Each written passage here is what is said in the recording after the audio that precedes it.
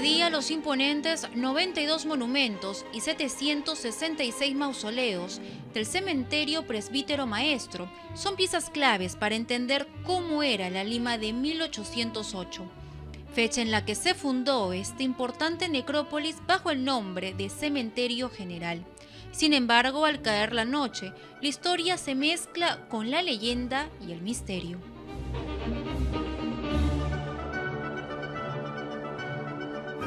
Estamos ingresando al cuartel denominado Cuartel de los Suicidas, pero en realidad es un cuartel que tiene nombre como todos los cuarteles. Este se llama Virgen de Fátima, en este lado, al fondo se llama San Joaquín y del lado derecho Santa Berta. De manera abrupta y por su propia mano, falleció el 27 de junio de 1918, un migrante chino que vivía en la calle Capón.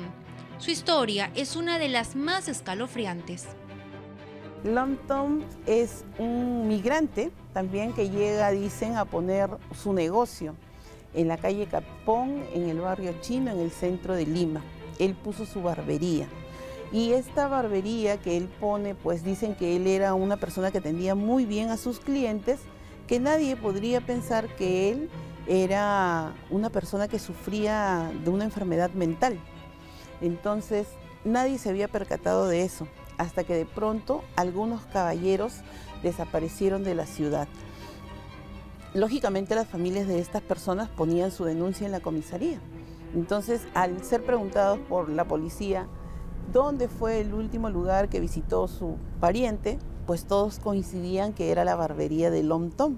Y dicen que van con la patrulla, ¿no? Con la sirena sonando. Cuando la patrulla ya estaba cerca de la calle Capón, como es a veces la conciencia de la persona, dicen que él escucha la sirena y él dijo, la policía viene por mí. Así es que agarró un cuchillo que tenía en esta barbería y dicen que se lo introduce en el estómago y cuando la policía ingresa lo encuentra él desangrándose, pero además en el sótano de la barbería encuentran los restos de aquellos personajes, de aquellos caballeros que habían desaparecido. En el pabellón de los suicidas o pabellón laico también eran enterrados los que morían en un duelo y los que no profesaban la fe católica. Tenemos una leyenda urbana con respecto a Gregoria Camacho. Ella curaba las enfermedades con hierbas.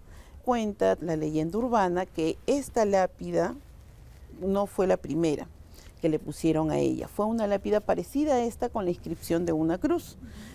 Pero aquella lápida no se mantenía pegada en este espacio, sino que dicen que cayó hasta en 3 oportunidades. A la tercera oportunidad que cae, le ponen esta imagen, que es la imagen del cráneo con los huesos cruzados. Pero esta imagen lo único que denota es muerte. Es como que nos hace recordar que la muerte también forma parte de la vida. Las personas que venían a poner flores a sus familiares, al ver la imagen de la muerte acá, tildaron a Gregoria como la bruja mala del pabellón.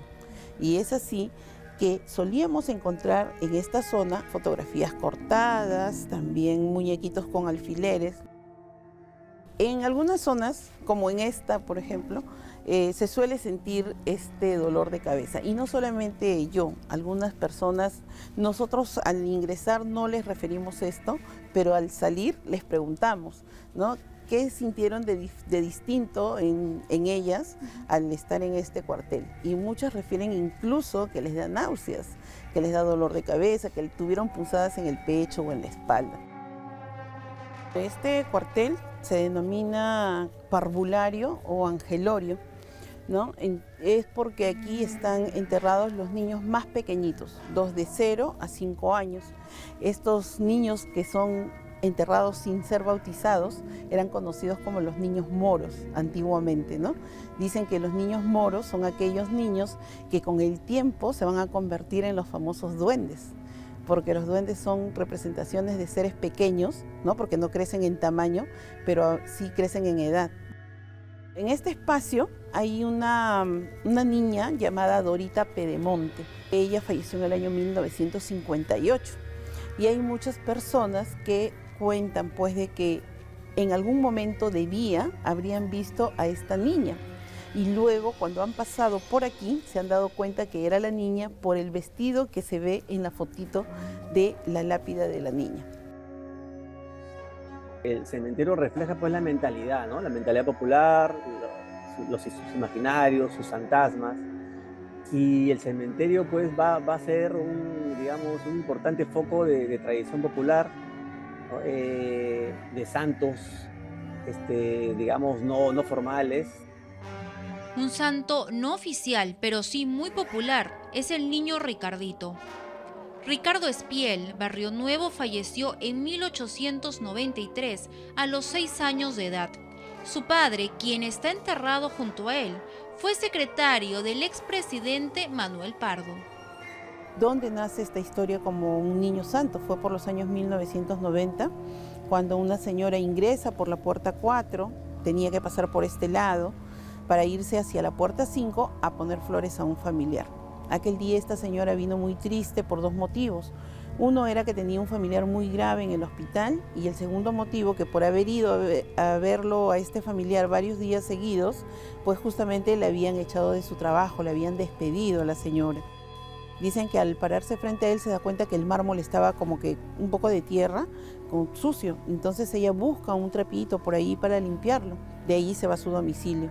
Aquel día la señora, por la tarde, la llaman por teléfono del hospital, avisándole de que su familiar, que había estado grave en cuidados intensivos, había salido ya de esta gravedad y ya se encontraba mucho mejor. Y lo único distinto que ella había hecho era pues limpiar la imagen de Ricardito, por lo cual ella relaciona esto y entonces comienza a contarle a su familia y a sus amistades de que este era un niño milagroso. Cuando se construye el presbítero maestro en 1808, ¿no? Ya, primero, eso se construye ¿por qué? Porque se pensó en la época de la Ilustración, ya con la llegada de las ideas de salubridad, ¿no? En una Europa que se vuelve moderna, ya se llega a la conclusión de que estos cementerios en las iglesias eran un foco de infección, que eran puntos insalubres, que eran focos de contaminación, de epidemias además.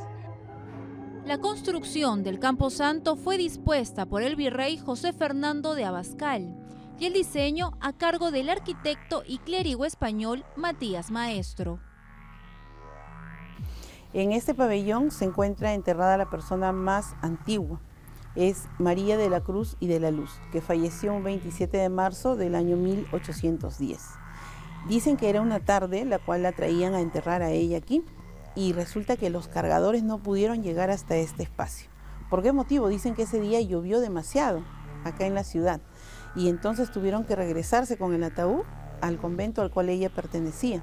A la mañana siguiente, cuando van a sacar el ataúd, dicen que las campanas de las iglesias que están alrededor del convento comenzaron a sonar, pero el tema era de que nadie estaba tocando las campanas, solas comenzaron a sonar. Se dijo que probablemente sería una despedida de ella de la tierra o quizás una bienvenida de ella al reino de los cielos.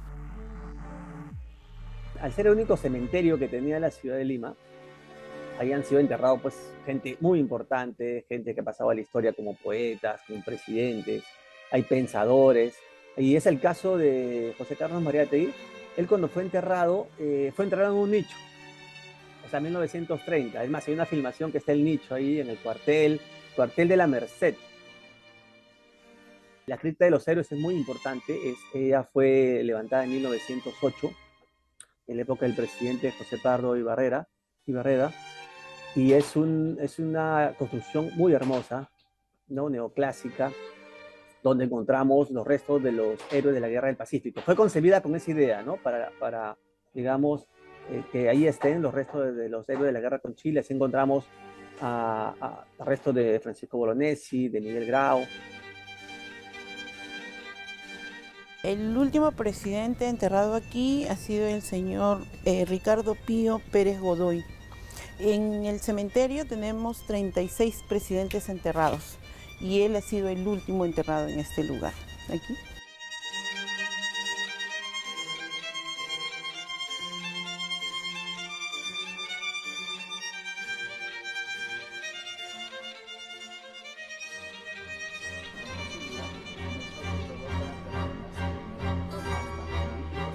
Sabía que estaban los héroes, ¿no? La cripta de los héroes y algunos personajes de nuestra historia, pero La verdad que me pareció bien interesante y sobre todo para, como le digo, vine con mi hijo, mi sobrino y para que conozcan también, ¿no? La información, ¿no? Bastante rica, ¿no? Datos históricos, reseñas, muchas cosas que no sabía, ¿no? Incluso de épocas coloniales, o de las pestes, infinidad de información que no tenía conocimiento, muy interesante. Primera vez en la noche. ¿Y cómo has encontrado esa experiencia? Sí, estaba bastante interesante. Creí que iba a haber algo así como paranormal, pero no. Igual estuvo muy interesante todo el recorrido, todo lo que nos contaron.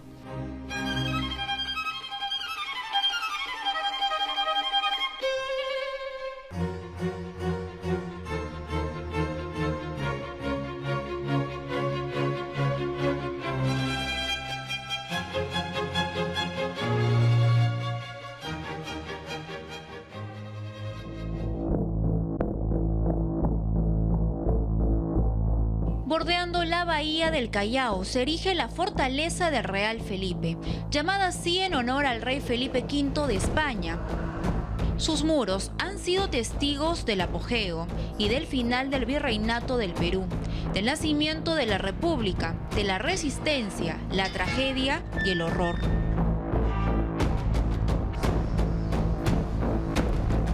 Y este pequeño espacio es lo que nosotros llamamos el osario. Este lugar es uno de los lugares más cargados en la fortaleza, en realidad. Cuando vienen los investigadores paranormal aquí a la fortaleza, que han venido desde hace muchos años, entonces este es uno de los lugares preferidos por ellos. Se deduce que entonces entre ellos están los prisioneros que murieron en las mazmorras, que vamos a conocer dentro de los torreones. O también podrían ser de estas personas que murieron cuando Ramón Rodil, este brigadier que puso resistencia en la fortaleza, se quedó aquí con más de 2.000 personas. Entonces quedaron encerrados aquí dentro porque fueron asediados por el Ejército Libertador de Simón Bolívar. Y muchos de ellos murieron.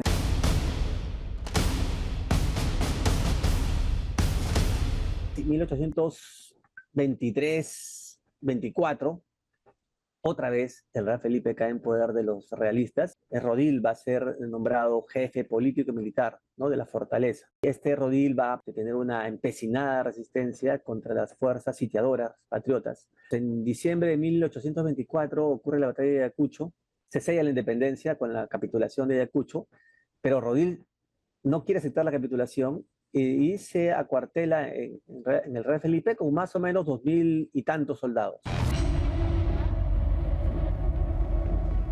A raíz de este hecho han surgido algunas leyendas urbanas, como la aparición de una mujer vestida de blanco y la presencia de un niño que deambula por la casa del gobernador, lugar que era habitado por el brigadier José Ramón Rodil. Para algunos, la prueba de su existencia radica en las huellas encontradas en uno de los pasadizos. Aquí la presencia fuerte de toda la fortaleza, la más fuerte es de la mujer de blanco y del niño. Es como si fuera la mamá y el hijo que murieron en aquel entonces durante la resistencia de Ramón Rodil. Murieron muchas mujeres, niños y ancianos, ¿no? Y uno de ellos es lo que ellos se observa ahorita, ¿no? Una mujer y un niño.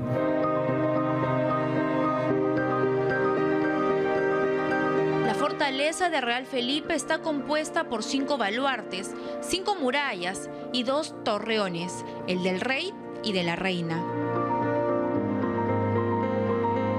El primero se caracteriza por sus caminos circulares, algunos de ellos sin salida, con el fin de ser una trampa para el enemigo, mientras que el torreón de la reina alberga estrechas escaleras, calabozos y pasajes que son parte de un laberinto.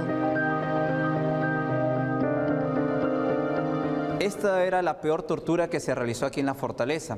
La mazmorra solo mide 60 centímetros de ancho por 23 metros de largo en forma de una U, o una herradura. La tortura consistía en colocar la mayor cantidad de hombres posible. Imagínense, entraban hasta 80 prisioneros, todos aplastados. Ellos, por lo tanto, tenían que vivir parados, dormir parados, incluso hacer sus necesidades fisiológicas parados allí entre ellos. A estos prisioneros no les daban de comer, ¿de acuerdo? Y también les podían tirar el agua caliente con cal. Podría ser para bajar los malos olores tan desagradables que salía de este lugar.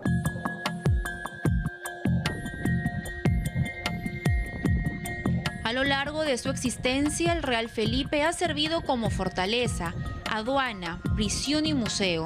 Su construcción inició en 1747. un año después del terremoto y tsunami que destruyó Lima y el Callao. El encargado de la construcción fue el virrey José Antonio Manso de Velasco, conocido como el Conde de Superunda. Las obras concluyeron durante la gestión del virrey Amat Junyent. En los primeros meses del año de 1747 se inician a hacer las zanjas y el 1 de agosto de ese mismo año se coloca la primera piedra en el Torreón de la Reina para dar inicio a la construcción de la fortaleza de Real Felipe, que concluye luego de 27 años en el año de 1774.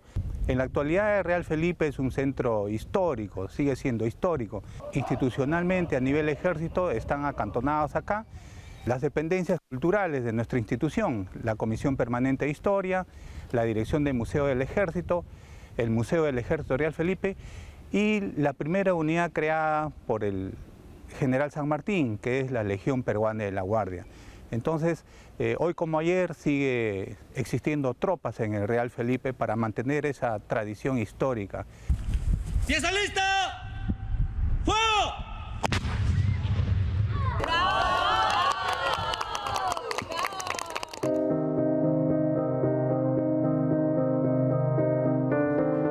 Este importante coloso resguarda reliquias históricas como óleos, esculturas, bustos, cañones de diferentes procedencias y alcances, además de municiones. Sea de día o noche, el recorrido por la fortaleza del Real Felipe y el cementerio Presbítero Maestro es un encuentro con nuestro pasado, un legado histórico que vale la pena rememorar y preservar.